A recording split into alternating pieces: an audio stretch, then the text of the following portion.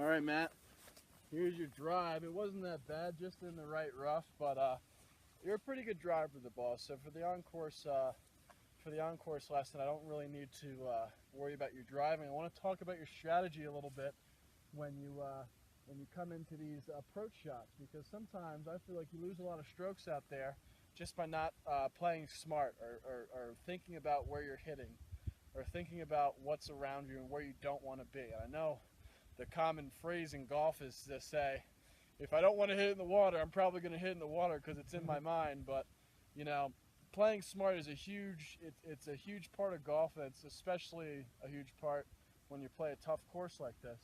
So I want to ask you a few questions about this approach. You got an 8-iron in your hands, so we got about 160 yards, and there's a bunker on the left. When you attack this hole, where do you usually go? Well, you go right to flag? yeah, well, sometimes I find myself, I see the flag, I get up and hit it. I don't see the bunkers around it, the water, and sometimes I get into trouble. All right, well, let's see. Take a swing. I want to see what happens with that mindset, with that approach.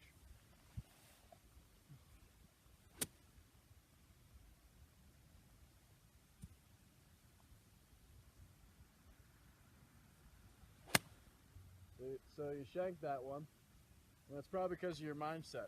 Now, here's what I want to talk to you about. It's imperative that you leave yourself in the correct spot when approaching the green. So what I want to talk to you about is the concept of being below the hole. Now, what does that mean to you? I guess maybe in front of it, because the green's at a lower part than the pin is. Exactly. A lot of people think being below the hole means that you have to be short of the hole, distance-wise, but in actuality it means elevation-wise, are you hitting up to a hole rather than hitting down? Because when you hit down to a hole, that ball is just going to keep rolling and rolling unless you put a perfect darn shot on it. When you have to hit up to a hole, it lets you just kind of it gives you a little bit more room for error. Okay, so that's what I want to work on. Where do you think below the hole is on this approach? I would probably say the right side of the green.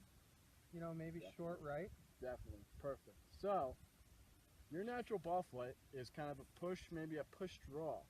Now, I know that you're good enough of a golfer. You're pretty much an advanced golfer at the part you stop the backswing and start the downswing.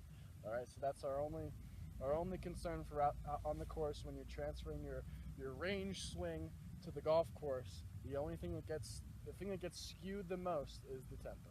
Okay.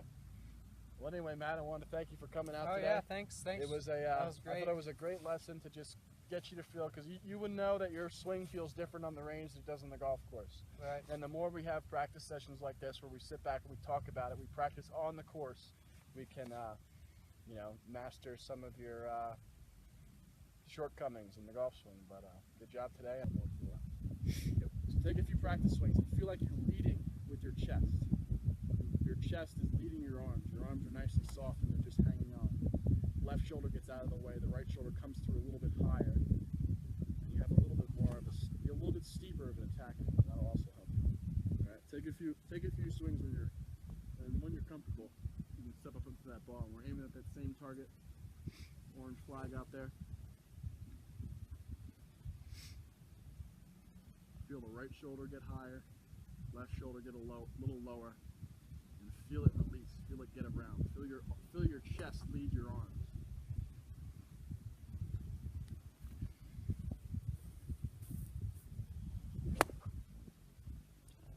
It's gonna feel funny.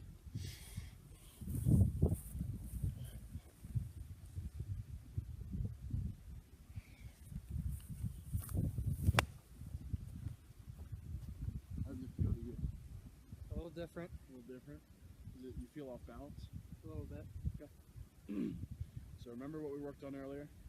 Let's combine these two ideas into one kind of morph thought. Remember to throw that club head down into that spot that's just to the left of the ball from your perspective while doing this new shoulder move.